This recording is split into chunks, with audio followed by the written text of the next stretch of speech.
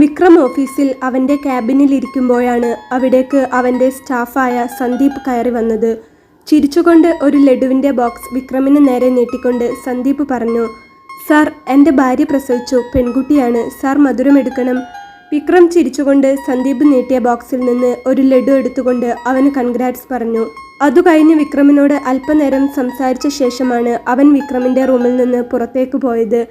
സന്ദീപ് പുറത്തേക്ക് പോയി കഴിഞ്ഞ ശേഷം വിക്രം ഇങ്ങനെ ആലോചിച്ചു. എല്ലാവരുടെയും കല്യാണം കഴിഞ്ഞ് കുഞ്ഞുങ്ങളുമായി, എനിക്ക് എന്നാണ് ഇനി ഒരു കുഞ്ഞുണ്ടാവുക എന്ന് വിക്രം ഇങ്ങനെ ആലോചിച്ചു. വീട്ടിൽ അമ്മയ്ക്ക് വിക്രം ഒരു മകനേ ഉള്ളൂ. വളരെ ആർഭാടപൂർവ്വം സന്തോഷത്തോടെ നടത്തിയ വിവാഹമായിരുന്നു വിക്രമിൻ്റേത്. വിവാഹം കഴിഞ്ഞിട്ടിപ്പോൾ 2 മാസം കഴിഞ്ഞു. ശരിക്കും എന്താണ് ശ്രുതിയുടെ പ്രശ്നമെന്ന് വാസ്തവത്തിൽ വിക്രമിന് അതുവരെ മനസ്സിലായിട്ടുണ്ടായിരുന്നില്ല. അറേഞ്ച് മാരേജ് ആയിരുന്നെങ്കിൽ പോലും 2 വീട്ടുകാരുടെയും പൂർണ്ണ സമ്മതത്തോടെ ആഘോഷപൂർവ്വം നടത്തിയ കല്യാണം തന്നെയായിരുന്നു അവൻ്റേത്. പക്ഷേ വിവാഹം കഴിഞ്ഞു വന്ന നാൾ മുതൽ ഒരു ഭാര്യ എന്ന നിലയിൽ ഒരു അടുപ്പവും ശ്രുതി വിക്രമിനോട് കാണിച്ചില്ല. ഒരു റൂമിലാണ് കഴിയുന്നത് എന്നൊഴിച്ചു നിർത്തിയാൽ ശാരീരികമായോ മാനസികമായോ അവർ തമ്മിൽ യാതൊരു ബന്ധവുമില്ല. ശ്രുതിക്ക് തന്നോട് താല്പര്യമില്ല എന്ന് വളരെ വൈകിയാണ് വിക്രമിന് മനസ്സിലായി തുടങ്ങിയത്.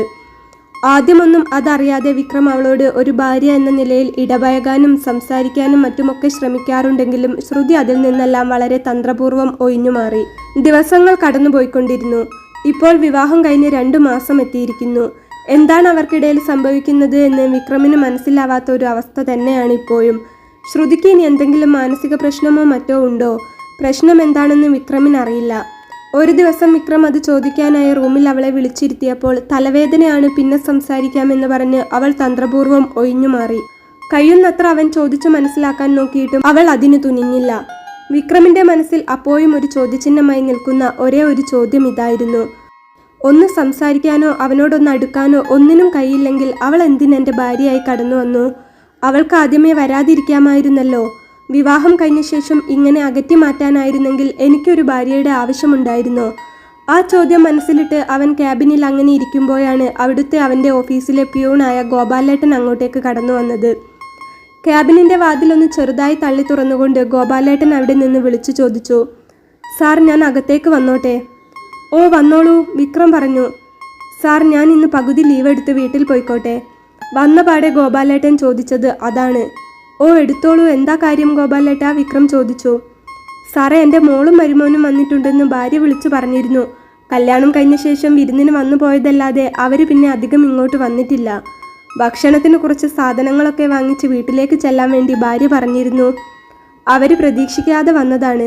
ആ, പിന്നെ സാറേ, ഒരു ചെറിയ വിശേഷമുണ്ട്. മോൾ ഗർഭിണിയാണ്." ഗോപാലേട്ടൻ അതീവ സന്തോഷത്തിൽ പറഞ്ഞു. "അവൾക്ക് എന്തോ വയ്യായ്മ തോന്നി ഹോസ്പിറ്റലിൽ കാണിക്കാൻ വന്ന വഴി ഈ സന്തോഷം പറയാനായി വന്നതാണ്. ഭാര്യയും ഞാനും മാത്രമല്ലേ വീട്ടിലുള്ളൂ. അവൾ കാര്യമായിട്ട് ഭക്ഷണമൊന്നും ഉണ്ടാക്കിയില്ലായിരുന്നു. എന്നോട് കുറച്ച് സാധനങ്ങളൊക്കെ വാങ്ങി അങ്ങോട്ട് ചെല്ലാൻ പറഞ്ഞു. ഇവിടുത്തെ പണികളൊക്കെ ഏകദേശം കഴിഞ്ഞിട്ടുണ്ട് സാറേ. വൈകുന്നേരത്തേക്ക് ഞാൻ ചായ ഉണ്ടാക്കി ഫ്ലാസ്കിൽ ഒഴിച്ച് വെച്ചിട്ടുമുണ്ട്.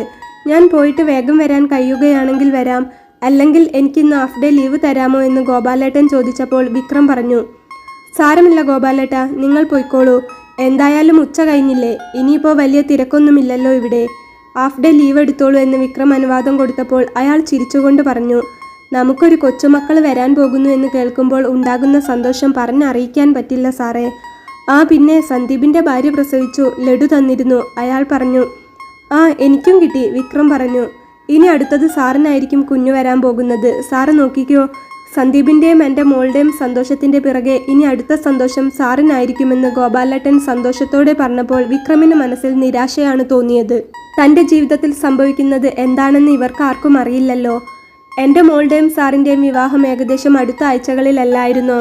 വളരെ പെട്ടെന്ന് തന്നെ സാറിൻ്റെ കൈകൊണ്ട് ഞങ്ങൾക്ക് മധുരം കിട്ടാനുള്ള ഭാഗ്യമുണ്ടാവട്ടെ എന്ന് പറഞ്ഞ് ചിരിച്ചുകൊണ്ട് ഗോപാലേട്ടൻ ഇറങ്ങിയപ്പോൾ വിക്രം സത്യം പറഞ്ഞാൽ എന്തൊക്കെയോ ആലോചിച്ചു കൂട്ടുകയായിരുന്നു. കുറച്ചു നേരം കൂടി അവിടെ ക്യാബിനിലിരുന്ന് എന്തൊക്കെയോ ആലോചിച്ചു കൂട്ടിയ വിക്രം പെട്ടെന്ന് അവൻ്റെ മനസ്സിൽ ഒരു ഉറച്ച തീരുമാനമെടുത്തു. "ഞാൻ എന്തിനാണ് ശരിക്കും വിവാഹം കഴിച്ചത്? അവൾക്ക് എന്നോടൊന്നും മിണ്ടാൻ പോലും താല്പര്യമില്ലാതെ അവളുടെ ഇഷ്ടത്തിന് ജീവിക്കാൻ വിടാനാണെങ്കിൽ എനിക്ക് അങ്ങനെ ഒരു ഭാര്യയുടെ ആവശ്യമില്ലല്ലോ. എനിക്ക് സ്വയം അങ്ങ് ജീവിച്ചാൽ പോരെ? എന്തായാലും ഇത്രയും ദിവസം ഞാൻ ഒന്നും പറയാതെ ക്ഷമിച്ചു പിടിച്ചു നടന്നു. എന്താണ് അവളുടെ ഉള്ളിലിരിപ്പെന്ന് എനിക്കറിയണം. ഇനി വെച്ച് നീട്ടിക്കൂടാ. ആകെ ഒരു ജീവിതമേ ഉള്ളൂ. അതെന്തിന് ഞാൻ ഇങ്ങനെ ബെഡ്റൂമിലും വീട്ടിലുമൊക്കെ വിഷമത്തിലും ചിന്തയിലുമായി കഴിച്ചു കൂട്ടണം? എന്തായാലും ഇന്ന് അവളോട് പോയി കാര്യങ്ങളൊക്കെ ചോദിച്ച് ബാക്കി എന്താണെന്ന് തീരുമാനിച്ചിട്ട് തന്നെ കാര്യമെന്ന് വിചാരിച്ച് വിക്രം അവിടെ നിന്ന് കാർ എടുത്തിറങ്ങി. വീട്ടിലേക്കെത്തുന്ന വഴിയിൽ വെച്ച് വിക്രമിന്റെ കാർ പെട്ടെന്ന് ഓഫായി സ്റ്റാർട്ടാകാതെയായി. എന്താണ് കാര്യമെന്ന് അവൻ ഇറങ്ങി നോക്കിയെങ്കിലും കാർ സ്റ്റാർട്ടായില്ല. അവൻ വർക്ക്ഷോപ്പിലേക്ക് വിളിച്ചിട്ട് കാറിന് എന്തോ ഒരു പ്രശ്നമുണ്ട്, കാർ ഇവിടെ റോഡ് സൈഡിൽ ഉണ്ടെന്ന് പറഞ്ഞു. അവർ ശരി സാർ, ഞങ്ങൾ വന്ന് നന്നാക്കിക്കോളാം എന്ന് പറഞ്ഞു. വിക്രം കാറിൽ നിന്നിറങ്ങി വീട്ടിലേക്ക് നടന്നു. ആകെ ഇനി കുറച്ചു ദൂരമേ വീട്ടിലേക്കുള്ളൂ. ഇനി വേറെ വണ്ടി വിളിക്കേണ്ട കാര്യമില്ലല്ലോ എന്നോർത്ത് നട്ടുച്ച വെയിലത്ത് നടന്നാണ് അവൻ വീട്ടിലേക്ക് പോയത്. വീട്ടിലേക്ക് നടക്കുന്ന വഴി അവൻ്റെ വീടെത്തുന്നതിൻ്റെ കുറച്ചു മുൻപുള്ള ഇടവഴിയിൽ ഒരു ബൈക്ക് നിർത്തിയിട്ടതായി വിക്രം കണ്ടു. അപ്രതീക്ഷിതമായി കണ്ടതാണെങ്കിലും അവൻ ആ ബൈക്കൊന്ന് നോക്കി. ശേഷം അവൻ മുൻപോട്ട് നടന്നു. വീടിൻ്റെ ഗേറ്റ് തുറന്ന് അകത്തു കയറി. കോളിംഗ് ബെൽ അടിച്ചിട്ടൊന്നും വലിയ കാര്യമില്ല. അകത്തുനിന്ന് ശ്രുതി വരില്ലെന്ന് അവൻ അറിയാമായിരുന്നു. വിക്രമിൻ്റെ അമ്മ അവൻ്റെ വീട്ടിലില്ലായിരുന്നു. അമ്മയുടെ അമ്മയ്ക്ക് സുഖമില്ലാത്ത കാരണം ഹോസ്പിറ്റലിൽ അഡ്മിറ്റാണ്. അതുകൊണ്ട് തന്നെ കൂട്ടുനിൽക്കാൻ പോയതായിരുന്നു. മുൻപിലെ വാതിൽ ലോക്കായിരുന്നെങ്കിലും പിറകുവശത്തെ വാതിൽ തുറക്കാനുള്ള കീ എപ്പോഴും വിക്രമിൻ്റെ കയ്യിലുണ്ടാവും. അവൻ്റെ അമ്മ കല്യാണത്തിന് മുമ്പാണെങ്കിലും എവിടെയെങ്കിലും പോകുമ്പോൾ ലോക്ക് ചെയ്താൽ അവന് വന്ന് തുറക്കാൻ വേണ്ടി ഒരു കീ അമ്മയുടെ കയ്യിലും ഒരു കീ അവൻ്റെ കയ്യിലും ഉണ്ടാവുമായിരുന്നു. അത് അകത്തു നിന്ന് ലോക്ക് ചെയ്തതാണെങ്കിലും കീ വെച്ച് തുറക്കാവുന്നതേ ഉണ്ടായിരുന്നുള്ളൂ. അതിൻ്റെ സിസ്റ്റം അങ്ങനെയായിരുന്നു. അവൻ അതുകൊണ്ട് തന്നെ ശ്രുതിയെ വിളിക്കാതെ പുറകുവശത്ത് ചെന്ന് പോക്കറ്റിൽ നിന്ന് കീ എടുത്ത് വാതിൽ തുറന്ന് അകത്തു കയറി. അവൾ മുകളിലെ റൂമിൽ കിടക്കുകയായിരിക്കും എന്ന് വിക്രമിന് അറിയാമായിരുന്നു. അകത്തു കയറിയപ്പോൾ ഒരു ഒച്ചയോ അനക്കമോ ഒന്നും ആ വീട്ടിൽ നിന്നുണ്ടായില്ല. വിക്രം ഡൈനിങ് ഹാളിലെത്തി മേശപ്പുറത്തെ ജഗിൽ നിന്ന് ഒരു ഗ്ലാസ് വെള്ളം എടുത്തു കുടിച്ച ശേഷം അവൻ്റെ 2 പോക്കറ്റിലും കൈയിട്ടുകൊണ്ട് കുറച്ചു നേരം അങ്ങനെ നിന്നു. പിന്നെ അവൻ മനസ്സിൽ ഉറപ്പിച്ചു, എന്താണെങ്കിലും ശ്രുതിയോട് ഇന്ന് ചോദിച്ച് തീർപ്പ് കൽപ്പിച്ചിട്ട് തന്നെ ബാക്കി കാര്യമെന്ന് കരുതി അവൻ സ്റ്റെയർ കയറി അവരുടെ ബെഡ്റൂമിലേക്ക് പോയി. ബെഡ്റൂമിൻ്റെ വാതിൽ അപ്പോൾ അടഞ്ഞു കിടക്കുകയായിരുന്നു. അവൻ ഒന്ന് തുറക്കാനായി നോക്കിയപ്പോൾ വാതിൽ മെല്ലെ തുറന്നു. ശ്രുതി അവിടെ കിടക്കുകയോ മറ്റോ ആയിരിക്കുമെന്ന് കരുതിയാണ് അവൻ അങ്ങോട്ട് കയറിയത്. പക്ഷേ അവളെ അപ്പോൾ അവിടെ കണ്ടില്ല. ബാൽക്കണിയിൽ നിൽക്കുന്നുണ്ടോ എന്ന് നോക്കാനായി അങ്ങോട്ട് പോകുമ്പോഴാണ് വിക്രം പെട്ടെന്ന് ബെഡിൽ ആ കാഴ്ച കണ്ടത്. ബെഡിലെ ബെഡ്ഷീറ്റ് എല്ലാം ആകെ ചുളിഞ്ഞു മടങ്ങി കിടക്കുന്നു. പെട്ടെന്ന് വിക്രം ഒന്ന് അന്തം വിട്ട പോലെ അവരുടെ ബെഡിലേക്ക് നോക്കി. അതിൽ ശ്രുതിയുടെ ബ്രായും വിക്രമിൻ്റേതല്ലാത്ത മറ്റേതോ ഒരുത്തൻ്റെ ഒരു പാൻറ്റീസും കിടക്കുന്നത് കണ്ടു. ആ കാഴ്ച കണ്ട വിക്രമിന് ഒരു നിമിഷം തൻ്റെ കണ്ണുകളെ വിശ്വസിക്കാനായില്ല. വിവാഹം കഴിഞ്ഞിട്ട് 2 മാസമായി. ഇതുവരെ തൻ്റെ ഭാര്യയായി ഒരു നിമിഷം പോലും കഴിഞ്ഞിട്ടില്ലാത്തവൾ. എന്നാൽ പോലും അവളെ മറന്ന് മറ്റൊരു പെണ്ണിനെ വിക്രം ആ നിമിഷം വരെ ചിന്തിച്ചിട്ടുണ്ടായിരുന്നില്ല. ഇത്രയൊക്കെ പൊരുത്തക്കേടുകളും അകൽച്ചയും ഉണ്ടായിരുന്നെങ്കിൽ പോലും അവൻ്റെ മനസ്സിൽ ശ്രുതി അവൻ താലികെട്ടി പ്രാണനോട് ചേർത്ത അവൻ്റെ ഭാര്യ തന്നെയായിരുന്നു. തൻ്റെ ബെഡ്റൂമിൽ ഞാനില്ലാത്ത സമയത്ത് അങ്ങനെ ഒരു കാഴ്ച കണ്ട വിക്രം എന്തു ചെയ്യണമെന്നറിയാതെ പെട്ടെന്ന് നടുങ്ങി. പെട്ടെന്നാണ് ബെഡിലെ പൂക്കൾക്കിടയിൽ നിന്ന് അവൻ്റെ കണ്ണിൽ മറ്റൊരു സാധനം പെട്ടത്. അവൻ മെല്ലെ അതിനടുത്തേക്ക് പോയി. അവൻ്റെ ഒരു കൈകൊണ്ട് അതെടുത്തു നോക്കി. തൊട്ടടുത്ത നിമിഷം അറപ്പോടെ അവൻ അത് ദൂരേക്ക് എറിഞ്ഞു. അത് മറ്റൊന്നുമായിരുന്നില്ല, ഒരു കോണ്ടത്തിന്റെ പൊട്ടിച്ച പാക്കറ്റായിരുന്നു. ഇങ്ങനെ ഒരു പിയച്ചവളെയാണല്ലോ തനിക്ക് ഭാര്യയായി സ്വീകരിക്കേണ്ടി വന്നത് എന്നോർത്തപ്പോൾ വിക്രമിന് അവളോട് അറപ്പും വെറുപ്പും തോന്നി. പക്ഷേ ഇതൊക്കെ കാട്ടിക്കൂട്ടിയിട്ട് ആ നാശം പിടിച്ചവൾ എവിടെയെന്നായിരുന്നു വിക്രമിൻ്റെ കണ്ണപ്പോൾ തിരഞ്ഞുകൊണ്ടിരുന്നത്. അപ്പോഴാണ് ബാത്റൂമിൽ നിന്ന് വെള്ളം വീഴുന്ന ശബ്ദം അവൻ ശ്രദ്ധിച്ചത്. അവൻ മെല്ലെ ശബ്ദമുണ്ടാക്കാതെ ബാത്റൂമിൻ്റെ ഡോറിനടുത്തേക്ക് ചെന്നപ്പോൾ ഉള്ളിൽ നിന്ന് അവരുടെ പതുങ്ങിയുള്ള ശബ്ദം കേട്ടു. അവർ രണ്ടുപേരും ഇടയ്ക്ക് മുക്കിയും മൂളിയും എന്തൊക്കെയോ സംസാരിക്കുന്നുണ്ട്. അതുകൂടി കേട്ടപ്പോൾ അവൻ്റെ ദേഷ്യം കൺട്രോൾ ചെയ്യാൻ പറ്റിയില്ല. അവൻ വാതിലിന് ആഞ്ഞു ചവിട്ടി. പെട്ടെന്ന് പുറത്തുനിന്ന് വിക്രമിൻ്റെ ശബ്ദവും ചവിട്ടും കേട്ടപ്പോൾ അകത്തുനിന്ന് ശ്രുതിയും അവളുടെ കാമുകനും ഒന്ന് ഞെട്ടി. വിക്രം എത്ര ചവിട്ടിയിട്ടും അവർ വാതിൽ തുറന്നില്ല. സകല ശക്തിയും എടുത്തും കസേര എടുത്തുമൊക്കെ വിക്രം ആ വാതിൽ തല്ലിപ്പൊട്ടിക്കാൻ ശ്രമിച്ചതുകൊണ്ടായിരിക്കണം പെട്ടെന്ന് വാതിലിൻ്റെ കുറ്റി അടർന്നു തുറന്നുപോയി. അപ്പോൾ ബാത്റൂമിലെ ആ കാഴ്ച കണ്ട് വിക്രം ഞെട്ടുകയല്ല വാസ്തവത്തിൽ ഉണ്ടായത്. അത്രയും തരം താഴ്ന്ന ഒരു വേശ്യയാണല്ലോ തൻ്റെ ഭാര്യയായി കിട്ടിയത് എന്നോർത്ത് അവൻ അത്രമേൽ പുച്ഛത്തോടെ അവരെ നോക്കി.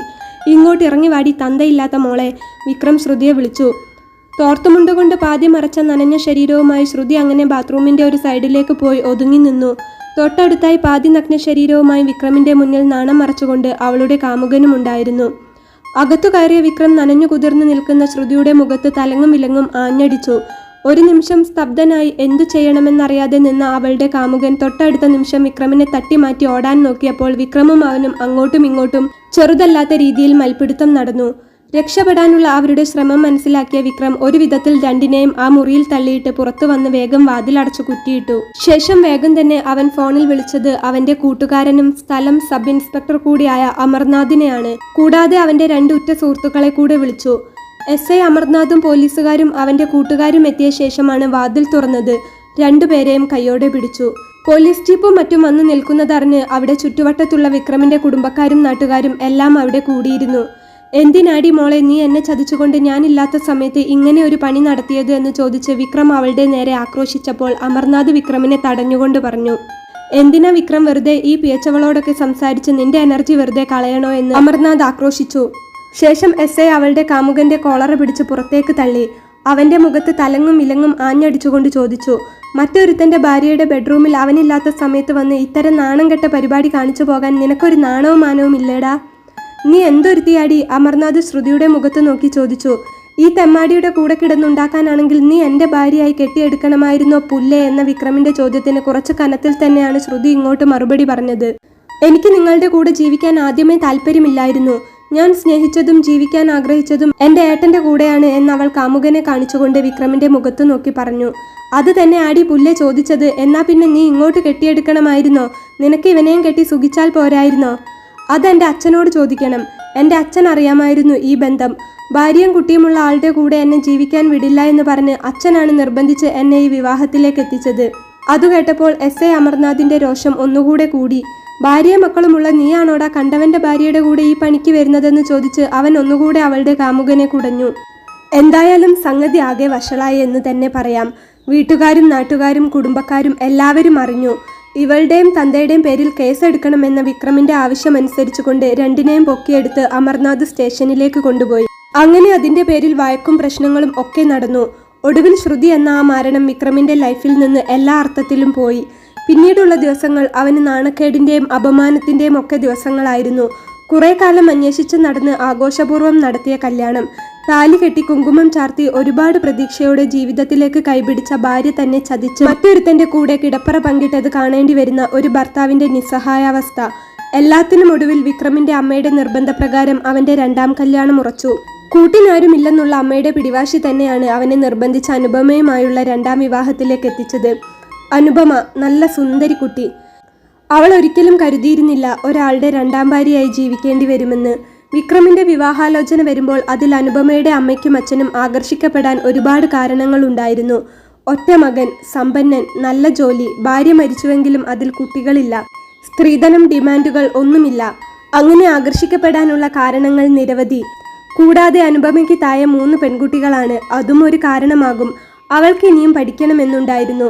അത് പക്ഷേ ആരും മുഖവിലേക്ക് എടുത്തില്ല. ഒരു പ്രണയമില്ലാതിരുന്നതുകൊണ്ട് ആർക്കു വേണ്ടിയും കാത്തു നിൽക്കാനും ഉണ്ടായിരുന്നില്ല.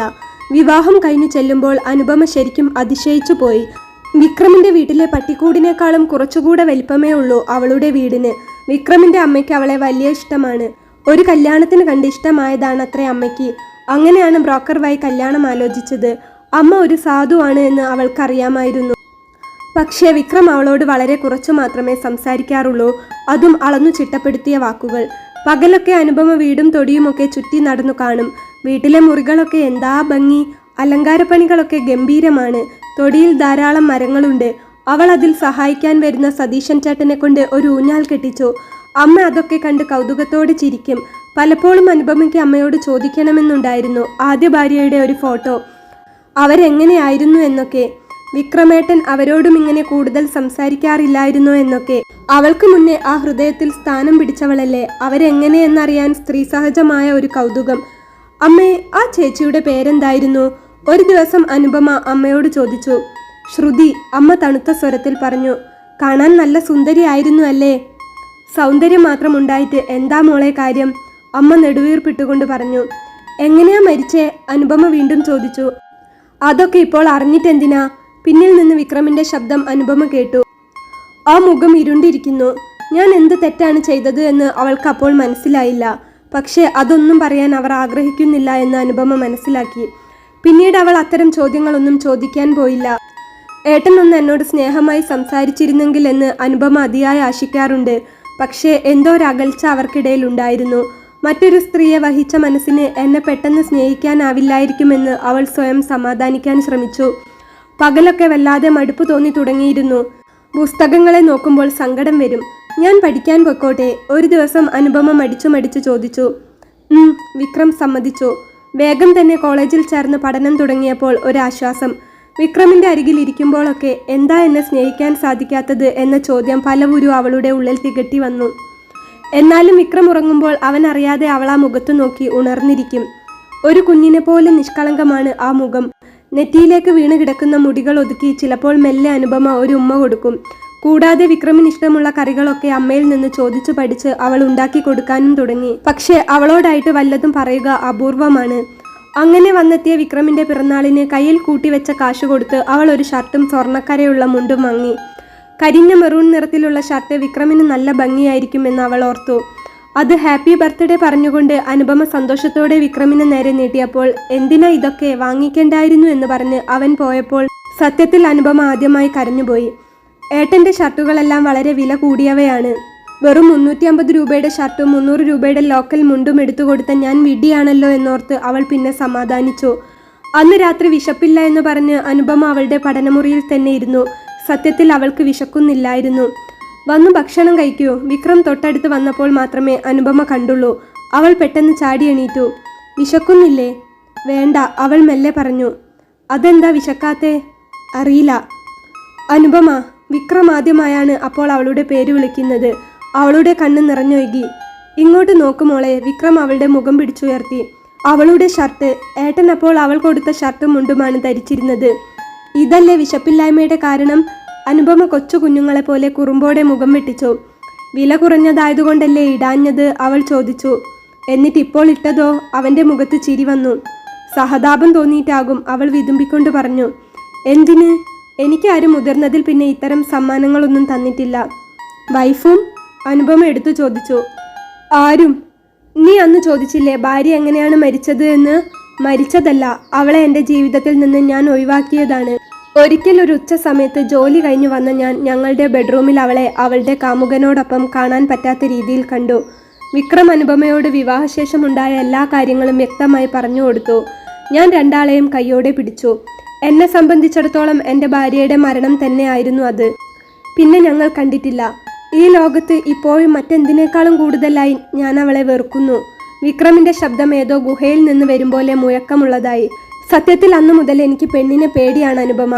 അതാണ് നിന്നോടും ഞാൻ ഇങ്ങനെയൊക്കെ ആയിപ്പോയത്. വേണമെന്ന് കരുതി പെരുമാറുന്നതല്ല. അനുപമ അലിവോടെ ആ മുഖത്ത് നോക്കി നിഷ്കളങ്കമായ വിക്രമിന്റെ കണ്ണുകൾ നിറഞ്ഞിരിക്കുന്നു. എനിക്ക് നിന്നെ വലിയ ഇഷ്ടമാണ് അനുപമ. നിനക്ക് എന്നെ സ്നേഹിക്കാൻ കഴിയുമോ? അവളുടെ അല്പം താഴ്ന്നു കിടക്കുന്ന ചുരിദാറിന്റെ കഴുത്ത് പൊന്തിച്ചു കൊടുത്തുകൊണ്ട് വിക്രം ചോദിച്ചു. വിക്രമിന്റെ നേർത്ത വിരലുകൾ അവളുടെ മാറിടത്തിനോടടുത്തായി സ്പർശിച്ചപ്പോൾ അനുപമയുടെ ശരീരം പെട്ടെന്ന് എന്തോ പോലെയായി. കൂടാതെ സ്നേഹിക്കാൻ കഴിയുമോ എന്ന അവന്റെ ചോദ്യവും. ആ ചോദ്യവും കരുതലും കടന്നുപോയത് അവളുടെ ഹൃദയത്തിലൂടെ മാത്രമല്ല, ആത്മാവിലൂടെ കൂടെ ആയിരുന്നു. അനുപമയുടെ കണ്ണുകൾ നിറഞ്ഞു തുളുമ്പി. എൻ്റെ ജീവനാണിതെന്ന് ഉറക്കെ പറയണമെന്നുണ്ടായിരുന്നു അവൾക്ക്. പക്ഷെ അവളുടെ ശബ്ദം അടഞ്ഞു പോയിരിക്കുന്നു. അവൾ ആ നെഞ്ചോട് ചേർന്ന് നിന്ന് ആ നെഞ്ചിലേക്ക് മുഖം അമർത്തി വെച്ചു. അവൾക്കപ്പോൾ വിക്രമിന്റെ ഹൃദയമിടിപ്പ് കേൾക്കാമായിരുന്നു. അവളുടെ 2 കൈകൾ കൊണ്ടും അനുപമ വിക്രമിന്റെ ഉടലിനെ ചുറ്റിപ്പിടിച്ചു കണ്ണടച്ച് അനങ്ങാതെ നിന്നു. അപ്പോൾ പൂർണ്ണമായും അവളുടെ ലോകം ഒറ്റയാളിലേക്ക് ഒതുങ്ങി. അവളുടെ രാജകുമാരനിലേക്ക്. പാവമാണ് എൻ്റെ ഏട്ടൻ, എൻ്റെ സ്വന്തമാണ്. എന്തിഷ്ടമാണെന്നോ എനിക്ക്? അനുപമ മെല്ലെ പറഞ്ഞു. ഒരിക്കൽ അനുഭവിച്ച സങ്കടക്കടലിന്റെയും അപമാനത്തിന്റെയും നാണക്കേടിന്റെയും എല്ലാം പ്രതിഫലമാണ് അവളെന്ന് വിക്രം തിരിച്ചറിഞ്ഞ ദിവസങ്ങളായിരുന്നു പിന്നീട്. ഒരിക്കൽ തന്ന അപമാനത്തിനും സങ്കടത്തിനുമൊക്കെ പകരമായി 100 ഇരട്ടി സന്തോഷം ദൈവം പിന്നീട് നമുക്ക് കൊണ്ടെത്തിച്ചു തരും. അങ്ങനെ ദൈവം അവന് കൊടുത്ത 100 കോടി പുണ്യമായിരുന്നു അവന്റെ 2ാം ഭാര്യ.